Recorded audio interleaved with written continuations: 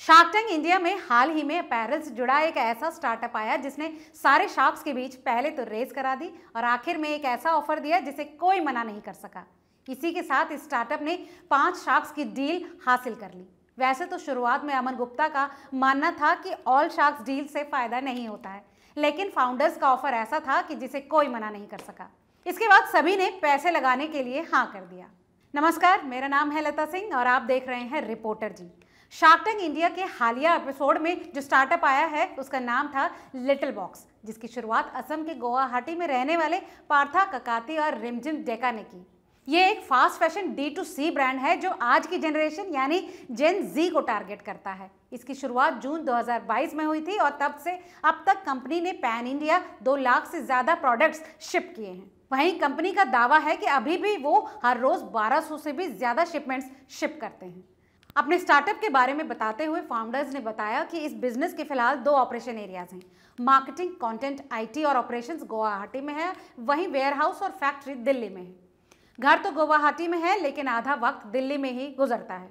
उन्होंने बताया कि दोनों ही फाउंडर्स एक दूसरे को करीब 18 सालों से जानते हैं और करीब 6 सालों पहले दोनों ने शादी कर ली। तब से अब तक दोनों पति पत्नी ही इस बिजनेस को चला रहे हैं। गुवाहाटी में इस तरह के बिजनेस के लिए पर्याप्त साधन नहीं थे, इसलिए फैक्ट्री दिल्ली में लगाई। कंपनी के फाउंडर्स ने बताया कि फिलहाल कंपनी की सारी सेल्स कंपनी की वेबसाइट से ऑनलाइन चल रही हैं।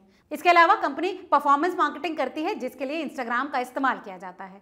महज 1 साल 3 महीने में ही लिटिल बॉक्स ने 2 करोड़ रुपए प्रति महीने की सेल हासिल कर ली है। इस साल यानी 2023-24 में कंपनी का नेट रेवेन्यू 36 करोड़ रुपए के करीब रहने का अनुमान है। उन्होंने बताया कि अभी कंपनी का EBITDA 15% है, यानी कंपनी मुनाफे में चल रही है। कंपनी का एवरेज वैल्यू ऑर्डर 1250 रुपए है, वहीं 22% रिटर्निंग यूजर्स हैं। आपको बताएं कि स्टार्टअप ने अपने पिच के दौरान शुरुआत में 75 करोड़ रुपए की वैल्यूएशन मांगी थी।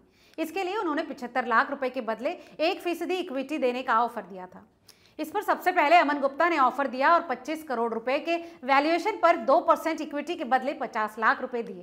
साथ ही उन्होंने 25 लाख रुपए का लोन 12% ब्याज पर 2 साल के लिए ऑफर किया। वहीं शार्क नमिता थापर ने 60 करोड़ रुपए के वैल्यूएशन पर 30 लाख रुपए यानी 0.5% के लिए ऑफर किए। साथ ही 45 लाख डेट दिया, जिसके लिए 2% रॉयल्टी डिमांड जब तक उनके पैसे 90 लाख नहीं हो जाते। वहीं विनीता सिंह ने 75 लाख रुपए के बदले 2% इक्विटी लेने का ऑफर दिया।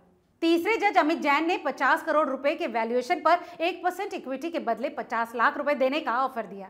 साथ ही 12% ब्याज पर 2 साल के लिए 25 लाख रुपए लोन देने का भी ऑफर दिया। शार्क अनुपम ने 75 लाख रुपए के वैल्यूएशन देते हुए 2% रॉयल्टी डिमांड जब तक उनके पैसे 1.5 गुना तक नहीं हो जाते।